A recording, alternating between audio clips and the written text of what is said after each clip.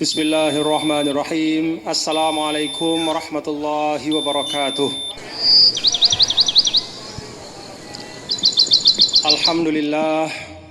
Wassalatu wassalamu ala sayyidina wa habibina Muhammad ibn Abdullah wa ala alihi wa ashabihi wa man tabi'a hudahu ila yaumil qiyamah, amma ba'du. Yang saya hormati dan saya muliakan seluruh keluarga besar dari almarhum yang kita haulkan pada hari ini, almarhum Bapak S.A.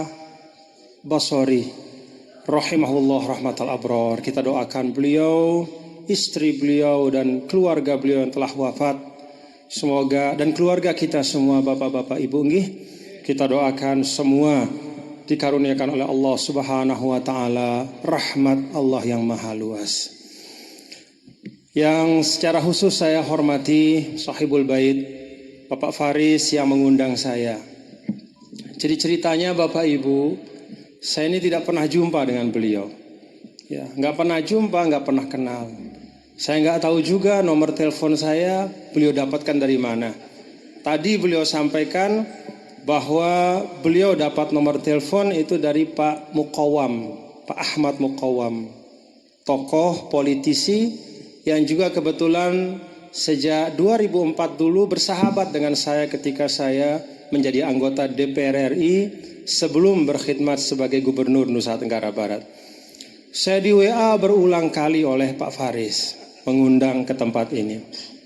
Saya pikir dekat. Jadi WA pertama saya iakan. Lalu saya buka Google Map, oh ternyata ini maksudnya yang Brebes, yang Jawa Tengah gitu. Lalu setelah itu beberapa waktu tidak ada berita. Seminggu setelahnya di WA lagi. Lalu 2-3 hari beliau WA saya terus sampai akhirnya saya yakin betul bahwa beliau ini betul-betul ingin bersilaturahim. Maka kalau kita yakin bahwa seseorang itu ingin bersilaturahim dengan kita, insya Allah di situ ada keberkahan dan kebaikan. Di situ ada kekuatan bagi umat Nabi kita, Nabi besar Muhammad sallallahu alaihi wasallam. Karena memang bapak-bapak, ibu, saudara sekalian, banyak sekali Rasul sallallahu alaihi wasallam mengingatkan kepada kita semua bahwa asasul quwwah adalah al-ukhuwah, bahwa persaudaraan itu asas.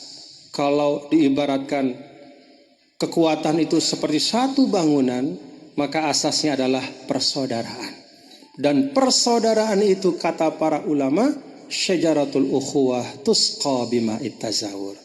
Jadi kalau persaudaraan itu diibaratkan pohon, maka yang menjadi air untuk menyiraminya, yang menjadi pupuk untuk menyuburkan pohon itu adalah at-tazawur.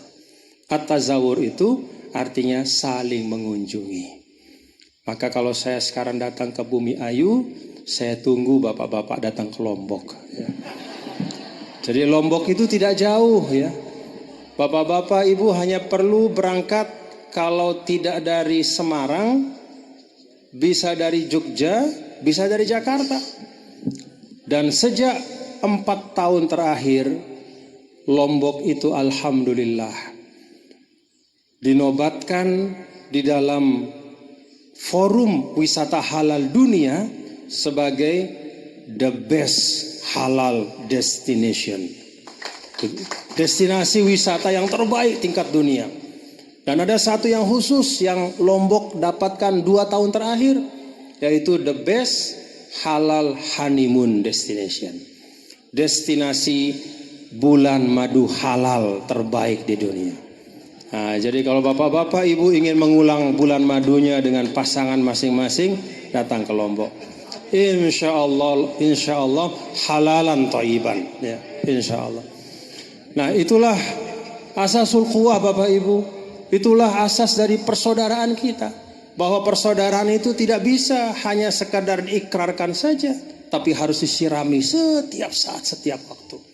Dan kita ingat kata para ulama, tusqa bima'it tazawur, bahwa pohon persaudaraan itu disuburkannya adalah dengan berziarah atau bersilaturahim satu sama lain. Bapak Ibu hadirin dan hadirat sekalian yang saya muliakan dan saya hormati. Pertama tentu syukur kepada Allah Subhanahu wa taala ala ni'amihil mutakatsirah. Kita syukur kepada Allah atas karunia yang tidak pernah putus, al-mutawasilah, terus menerus tercurah terlimpah. Dan bagian dari karunia itu kita semua pada siang hari ini, bapak-bapak, ibu-ibu, kita semua bisa hadir dalam haul, dan insya Allah ini walimatus safar ya Pak Faris, juga sekaligus walimatus safar. Kita mengantar jemaah haji kita yang akan berangkat dengan bekal yang terbaik, yaitu doa. Semoga Allah Subhanahu wa taala yarzuqhum hajjam mabrura wa sa'yan mashkura wa dzamban maghfura wa tijaratan lan tabura wa yu'iduhum ila ahalihim salimin ghanimin marhumin mustabsyirina bi ni'matillahi wa fadlih. Kita doakan dengan doa-doa yang terbaik, dan ketika kembali mudah-mudahan membawa keberkahan kepada kita, membuat bumi ayu ini semakin sejuk dan nyaman, membuat Indonesia kita ini dijauhkan dari segala macam perpecahan dan didekatkan kedekatan hati kita satu sama lain, didekatkan kecintaan antara bapak-bapak dan ibu-ibu, yang kata Allah Subhanahu wa taala di dalam Al-Qur'an, "Lau anfaqta ma fil ardi jami'an ma allafta baina qulubihim walakinnallaha allafa bainahum." Allah Subhanahu wa taala di antara sedikit nikmat yang eksplisit. Kita tahu bapak-bapak ibu bahwa nikmat Allah Subhanahu wa taala itu la tu'addu wa la tuhsa, tidak bisa dihitung. Tapi di antara nikmat yang Allah selalu ingatkan secara eksplisit, maksudnya disebut langsung, di antara sekian banyak nikmat yang tercurah adalah nikmat ta'liful qulub. Nikmat Allah mempersaudarakan kita. Harga nikmat itu kata Allah, "Lau anfaqta ma fil ardi jami'a ma allafta baina qulubi." Kalau engkau wahai Muhammad diberikan bekal, diberikan harta sebanyak isi dunia ini untuk menjinakkan hati mereka, maka engkau tidak bisa menjinakkannya. Tetapi kecintaan, kejinakan hati, kedekatan hati itu semata-mata adalah karunia dari Allah Subhanahu wa taala. Alhamdulillah. Nah, itulah yang patut kita syukuri Bapak Ibu Saudara sekalian. Jangan bapak-bapak ibu menyangka atau menduga atau berpikiran bahwa kita di Indonesia ini dalam keadaan sekarang aman, nyaman, tenang, tentram, bersaudara adalah memang seperti ini seharusnya. Tidak. Apa yang kita nikmati sekarang ini Bapak Ibu adalah hasil dari perjuangan, hasil dari pendidikan guru-guru kita yang mengajar kita berislam dengan damai, yang mengajarkan kita untuk bersaudara dengan kurang dan lebihnya, saling memaafkan, toleransi terhadap perbedaan-perbedaan. Berkat dari para pahlawan dan guru-guru kita serta orang tua kita itulah, maka kita bisa menikmati Indonesia yang aman dan tentram. Alhamdulillah. Kadang-kadang banyak kita lihat ada sebagian dari anak-anak muda dipikir bahwa Indonesia ini dalam keadaan seperti ini adalah memang keadaan yang sewajarnya dan seharusnya. Tidak. Coba keluar. Kalau saya kebetulan Bapak Ibu pernah diberi kesempatan oleh Allah Subhanahu wa taala untuk tinggal di Timur Tengah. Saya tinggal di Mesir itu lebih dari 7 tahun. Saya bepergian dari satu negara Arab ke negara Arab yang lain itu tidak hanya sekali, berulang kali. Saya ke Syria, ke Lebanon, kemudian ke Turki, ke banyak negara-negara Arab. Kalau kita lihat keadaan negara kita sekarang dibandingkan dengan negara-negara Arab yang ada sekarang, maka hanya satu ucapan yang akan keluar dari lidah kita. Ucapan itu adalah Alhamdulillah. Bapak Ibu Saudara sekalian ingat, ada negara Suria. Suria itu adalah negara Ardul Ulama. Kalau kita ngaji kitab dulu ada namanya Riyadhus Shalihin, karangan Imam Nawawi. Ada Al-Adhkar, karangan Imam Nawawi. Semua zikir-zikir Al-Quran, hadis ada di situ. Dalam Riyadhus Shalihin semua adab-adab kita beriman dan berislam ada di situ. Siapa yang mengarang? Imam Nawawi. Siapa Imam Nawawi itu? Ulama dari Syria. Sekarang jangankan kitabnya dibaca, kuburannya pun sudah dihancurkan oleh orang-orang yang tidak bertanggung jawab. Inna lillahi wa inna. Kuburannya itu di Nawa namanya, makanya dinamakan Nawawi. Dulu tempat itu menjadi tempat ziarah karena orang Syria tidak bisa menjaga persaudaraan, tidak bisa menjaga rasa cinta satu sama lain. Ada sedikit perbedaan dibesar-besarkan. Semangat persaudaraan itu dikecilkan bahkan dihilangkan. Segala sesuatu menjadi sebab perselisihan. Akhirnya Allah angkat kedamaian itu diganti dengan keresahan, kegelisahan, bahkan konflik dan peperangan. Sampai sekarang belum selesai. Maka Bapak Ibu Saudara sekalian, saya ajak mari kita banyak-banyak bersyukur nggih. Banyak-banyak bersyukur. Alhamdulillah. Yang kita nikmati sekarang adalah hasil dari perjuangan generasi terdahulu. Nah, itulah sebabnya Bapak Ibu Saudara sekalian, di dalam Islam itu kita diajarkan untuk menghormati jasa-jasa dari orang-orang sebelum kita. Dalam Al-Quran Allah Subhanahu wa ta'ala mengajarkan adab dalam suratul Hasyr. Jadi Allah menyebutkan ada penduduk yang tinggal di Madinah namanya Al-Ansar. Lalu kemudian datang dari Mekah namanya Al-Muhajirin. Setelah selesai generasi mereka, walladzina ja'u min ba'dihim yaquluna rabbana ighfir lana wa li ikhwanina alladzina sabaquna bil iman wa la taj'al fi qulubina ghillan lil ladzina amanu rabbana innaka raufur rahim. Allah Subhanahu wa ta'ala mengajarkan adab dalam ayat ini. Apa adab yang diajarkan oleh Allah? Walladzina ja'u min ba'dihim. Generasi yang datang setelah mereka. Kita kepada orang tua kita. Mana duluan Bapak Ibu? Orang tua atau kita? Orang tua duluan, kita belakangan. Berarti kita masuk dalam ayat ini dalam hubungan kita dengan orang tua. Walladzina ja'u min ba'dihim. Orang-orang yang datang setelah mereka. Kita sebagai anak datang setelah orang tua. Kita generasi sekarang datang setelah generasi terdahulu, para pahlawan, guru-guru dan seterusnya. Apa yang kita lakukan sebagai generasi saat ini? Mari kita amalkan adab Al-Quran itu. Apa yang mereka lakukan? Yaquluna rabbana ighfir lana wa li ikhwanina alladzina sabaquna bil iman.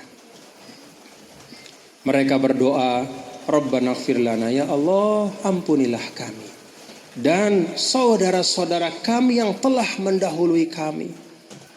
Kalau saya sebagai anak dan bapak saya, ibu saya, kakek saya, generasi sebelum saya, guru-guru saya, alladzina sabaquna bil iman, karena mereka telah mendahului kami. Wala taj'al fi qulubina ghillan lil ladzina amanu. Dan ya Allah, jangan jadikan di dalam hati kami kebencian bagi orang-orang beriman. Rabbana innaka raufur rahim. Ya Allah, Engkaulah Maha menyayangi dan Maha mencintai. Bapak Ibu Saudara sekalian, para ulama menyampaikan ayat ini adalah salah satu adab, salah satu prinsip yang diajarkan oleh Islam kepada kita, selalu memuliakan orang yang telah ada sebelum kita. Jangankan orang tua, orang yang bahkan yang tidak berhubungan langsung dengan kita, tapi dia lebih dulu ada di dunia ini, pasti ada kebaikannya untuk kita. Tadi saya makan dijamu oleh Pak Faris di rumah beliau. Saya makan nasi. Saya yakin nasi itu bukan nasi yang ditanam oleh Pak Faris, tapi Pak Faris beli mungkin. Siapa yang menanam? Petani. Petani itu menanam di tanah siapa? Mungkin bukan tanah dia yang dia beli, tapi tanah yang dia warisi dari orang tuanya. Yang masuk ke perut saya ini adalah kebaikan dari orang yang bahkan tidak saya kenal, yang jauh sebelumnya hidup di dunia, sekarang sudah tidak ada. Itulah adab Islam. Maka Nabi kita yang mulia, Nabi besar Muhammad sallallahu alaihi wasallam sampaikan, "Udzkuru mahasina mautakum." Terhadap orang yang sudah wafat itu jangan kita sebut-sebut kekurangannya. Maka Bapak Ibu Saudara sekalian, kalau kita lihat, ini sebagai refleksi saja, saya sempat 10 tahun jadi gubernur. Sebelum saya itu ada gubernur-gubernur di NTB. Alhamdulillah Bapak-Bapak Ibu, selama saya menjadi gubernur, satu kata pun tidak pernah keluar dari mulut saya menyalahkan gubernur sebelum saya. Seburuk apapun yang saya terima, seburuk apapun keadaan, ada sesuatu, entah itu kebijakan, entah apapun, alhamdulillah. Kenapa saya tidak mau menyalahkan orang yang memimpin sebelum saya? Karena saya ingat hadis dari Nabi kita, Nabi besar Muhammad SAW, "Udzkuru mahasin." Sebutlah kebaikan orang yang sudah lewat, jangan disebut keburukannya. Bapak Ibu hadirin dan hadirat sekalian, refleksi bagi kita, Bapak-bapak, Indonesia ini kan sudah banyak kita punya pemimpin. Sayang sekali, sayang sekali.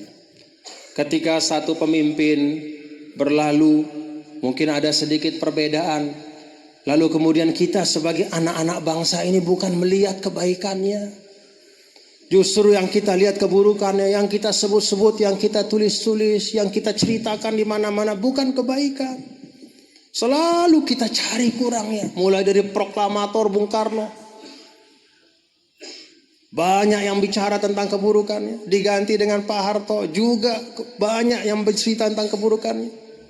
Kalau kita mencari keburukan seseorang, tidak akan cukup umur kita untuk menyebutnya. Dan di dalam setiap yang kita sebut itu pasti tidak akan ada kebaikan. Maka mari kita pegang apa yang disampaikan oleh Nabi yang mulia, Nabi besar Muhammad SAW. "Udzkuru mahasina mautakum." Sebutlah kebaikan orang-orang sebelum kita. Nah, itulah sebabnya Bapak-bapak Ibu, mengapa para guru-guru kita, para ulama Ahlus Sunnah wal Jamaah, para masyayikh kita, ketika mengajarkan tentang Islam, mereka tidak hanya mengajarkan tentang halal haram. Mereka tidak hanya mengajarkan tentang fikih, tapi juga mengajarkan tentang adab dan akhlak. Itu sebabnya selain kita diajarkan kaifiyatus shalah, diajar bagaimana cara sholat supaya sah. Mulai dari menyiapkan bajunya harus suci, tidak mutanajis. Kemudian syarat mustaqbilul qiblah. Kemudian diajarkan air yang kita gunakan untuk berwudu itu harus tahirun mutahhirun, harus dia suci dan mensucikan. Lalu kemudian takbiratul ihram dengan semua rukunnya yang 13 menurut madhab Syafi'i. Selain diajarkan wudu, sholat, zakat, puasa, ulama-ulama kita juga mendidik kita untuk menghargai orang-orang yang ada sebelum kita. Maka ada tradisi haul. Alhamdulillah. Ini bagian dari adab berislam. Jadi Islam itu tidak hanya isinya, Bapak-bapak, Ibu, saudara sekalian, tidak hanya isinya itu halal haram, tapi di sana ada adab, ada akhlak, ada apa yang seharusnya dan tidak seharusnya.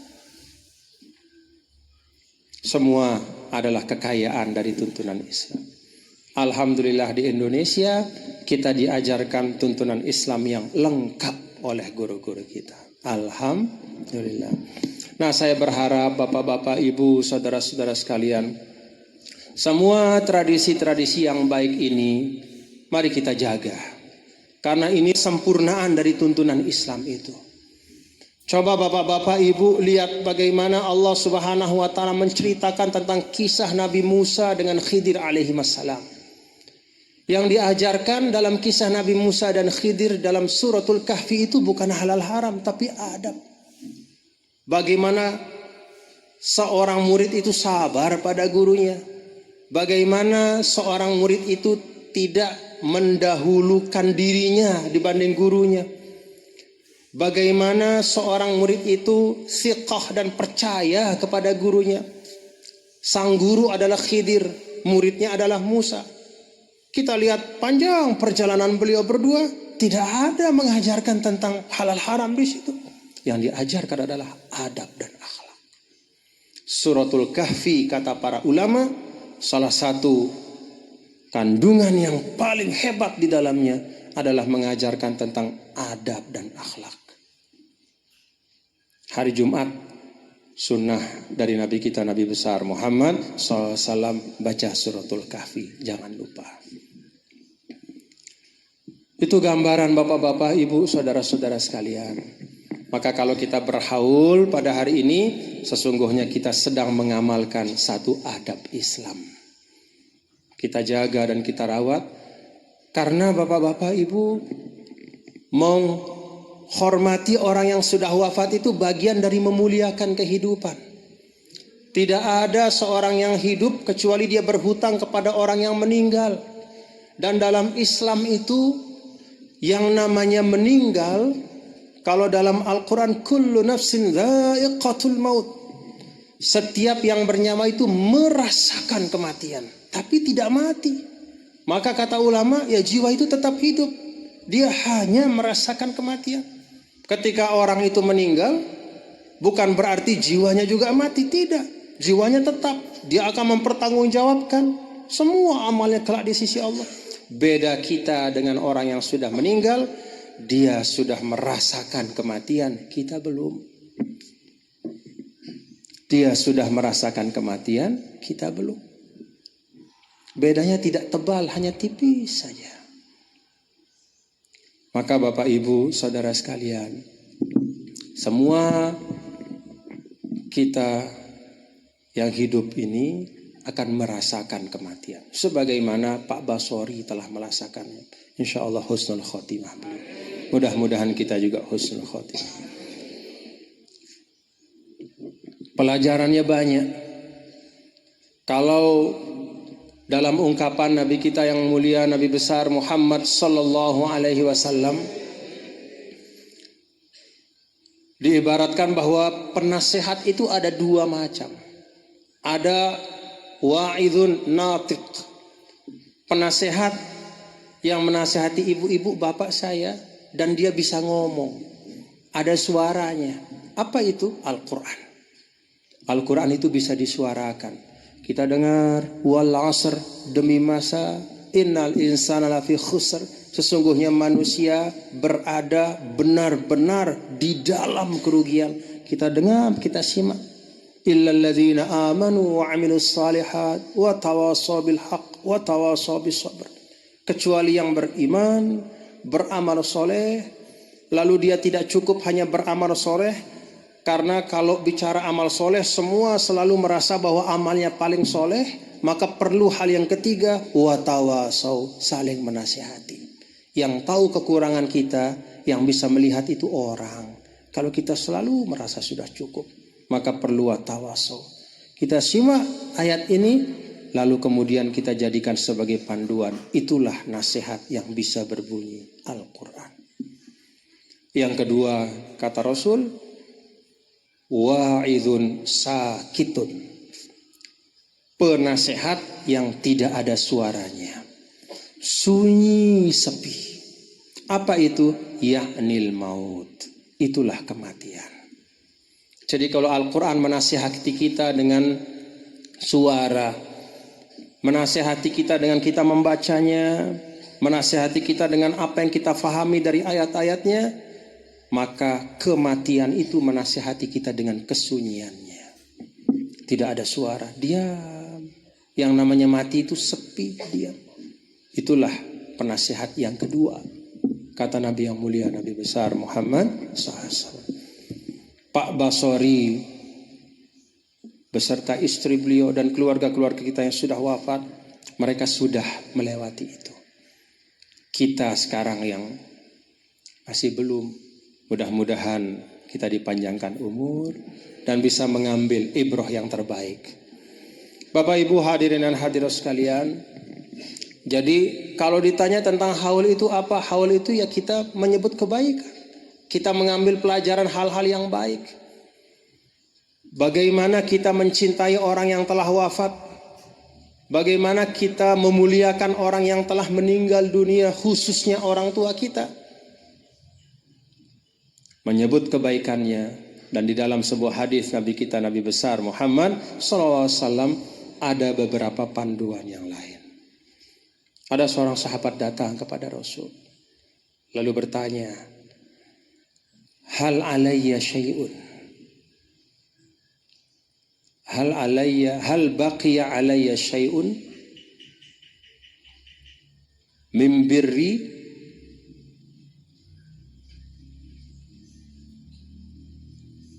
liwalidayya li abawayya abarruhuma ba'da mautihima. Ya Rasulullah, saya ini orang yang cinta orang tua saya. Waktu dia hidup banyak yang saya lakukan, alhamdulillah. Saya berbakti sama mereka. Nah, sekarang setelah keduanya wafat, apakah masih ada cara saya untuk berbuat baik sama mereka? Rasulullah SAW memberikan tuntunan. Rasul itu cinta betul sama sahabatnya. Maka setiap yang bertanya selalu Rasul berikan tuntunan. Apa kata Rasul SAW? Naam, iya ada. Saya tuntun ya, saya beritahu caranya. Pertama kata Rasul SAW, as-salatu alaihima. As-salatu bimakna doa. Doakan, itu yang pertama. Jadi kita angkat tangan kita dan berdoa.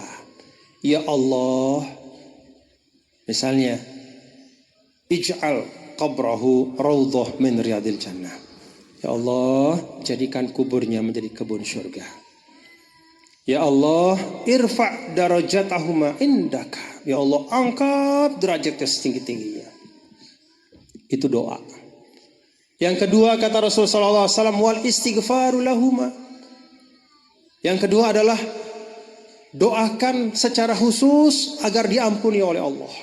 Kalau yang pertama itu kita doakan supaya pahalanya ditambah, kebaikannya dilipat gandakan, kuburnya dilapangkan, diberikan cahaya yang terang, diberikan ketenangan dalam kubur dan semua kebaikan-kebaikan. Maka yang kedua Rasul beri tuntunan.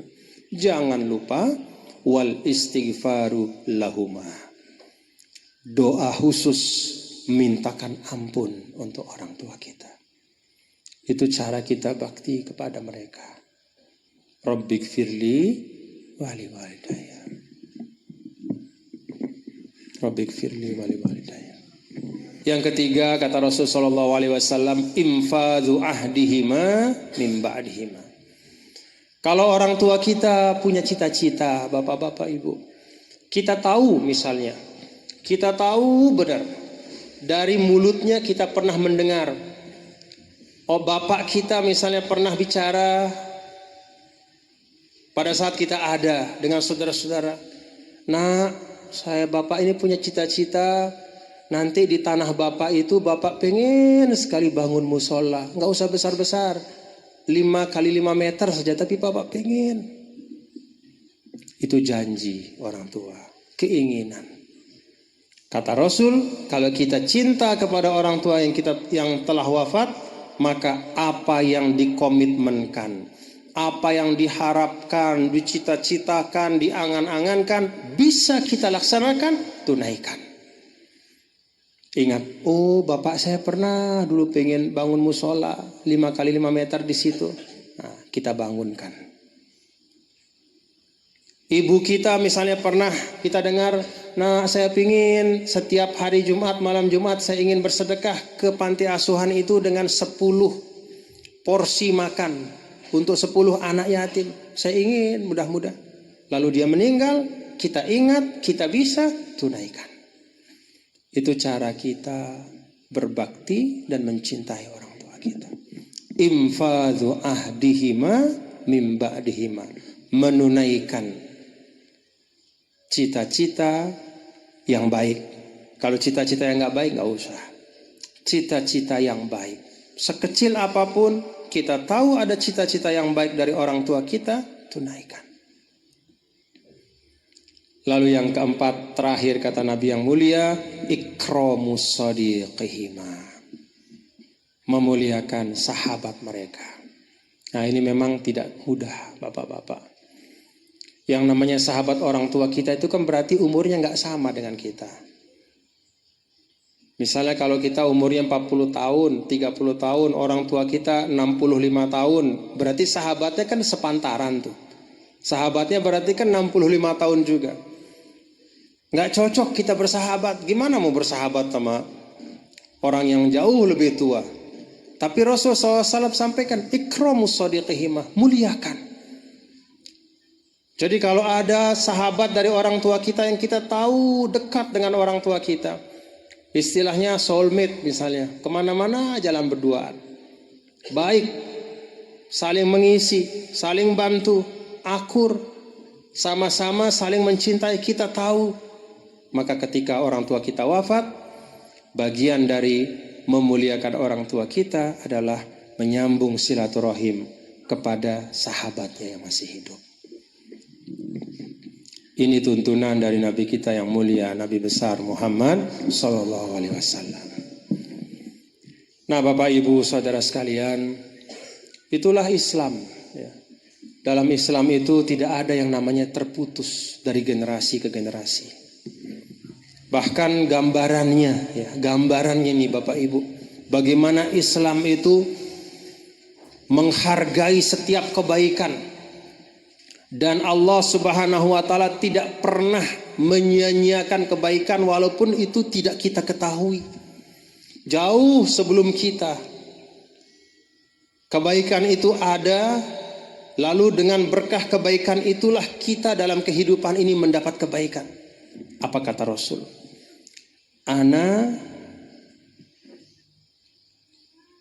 Aku dakwatu Abi Ibrahim. Kata Rasulullah SAW, saya ini berkah dari doa nenek moyang saya yang namanya Ibrahim. Apa maksud Nabi? Nah, dalam suratul Baqarah, bapak-bapak, ibu-ibu, ya, kan kita simak ketika Nabi Ibrahim meletakkan anaknya Ismail alaihissalam beserta ibunya Ismail yaitu Siti Hajar ditinggal di Mekah, lalu kemudian dibesarkan Ismail oleh ibunya, datang Nabi Ibrahim setahun sekali lah katakan, sampai dia besar. Lalu Nabi Ibrahim dan Nabi Ismail diperintahkan untuk membangun Ka'bah. Kemudian ketika membangun Ka'bah, Nabi Ibrahim berdoa, Rabbana wa ba'ath fihim rasulan. Ya Allah, saya mohon anak saya ini punya keturunan, dan saya mohon dari keturunan itu ya Allah nanti ada seorang Rasul. Itu doa Nabi Ibrahim jauh ratusan atau mungkin ribuan tahun sebelum Rasulullah SAW. Kapan doa Nabi Ibrahim itu dikabulkan oleh Allah? Pada saat Nabi kita, Nabi besar Muhammad SAW.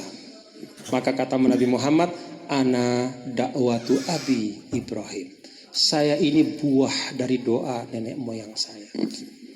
Jadi Bapak Ibu, jangan putus doakan. Ya Allah, berilah saya keturunan yang alim soleh. Ya Allah, jadikanlah keturunan saya dari keturunan saya seorang pemimpin. Kita lihat anak kita, nggak jadi pemimpin.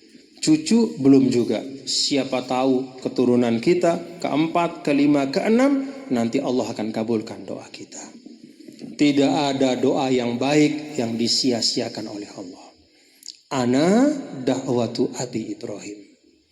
Kata Rasul, saya ini buah dari doa kakek saya Ibrahim alaihissalam.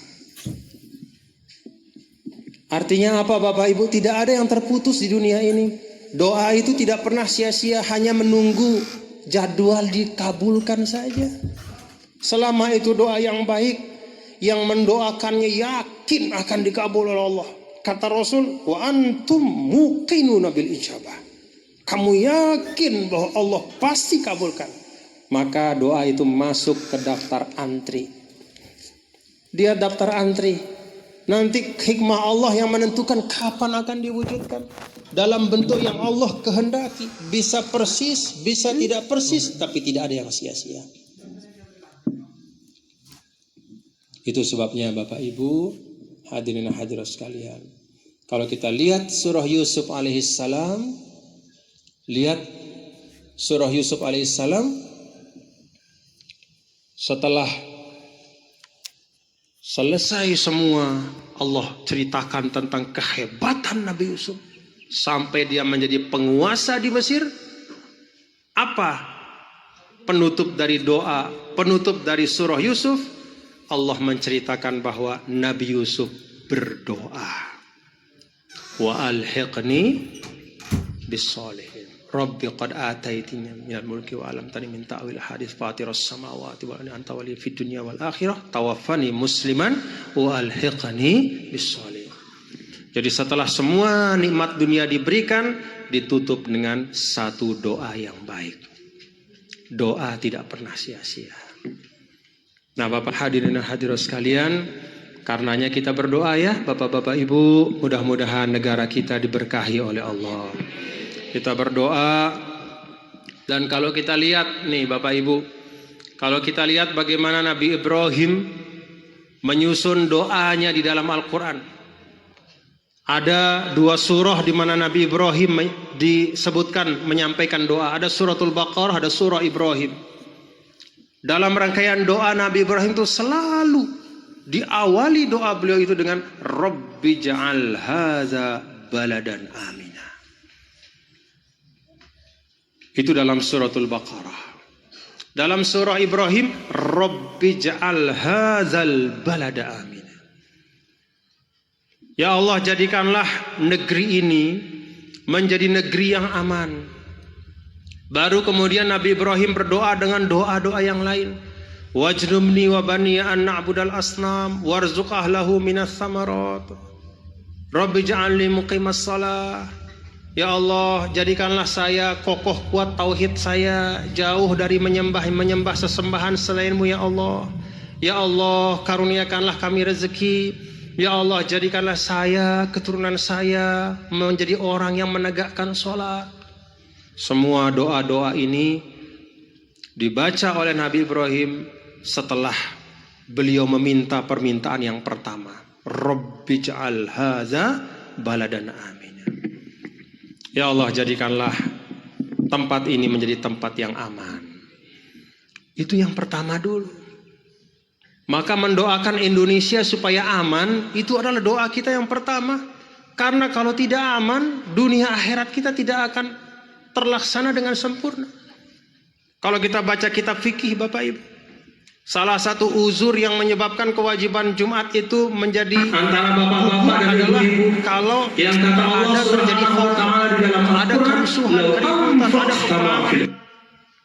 Kalau ada peperangan, kalau ada kerusuhan, itu kewajiban Jumat itu gugur. Artinya apa? Kalau situasi itu tidak aman, agama kita tidak akan sempurna. Dulu sempat stop orang naik haji nggak bisa berangkat ke Mekah. Kenapa? Karena ada perang antara Syarif Hussein dengan dinasti Alus Saud. Berapa tahun nggak bisa orang naik haji? Kenapa? Karena di Mekah perang. Artinya apa? Kalau keamanan itu hilang, agama pun tidak akan sempurna, akan berkurang. Terganggu agama kita.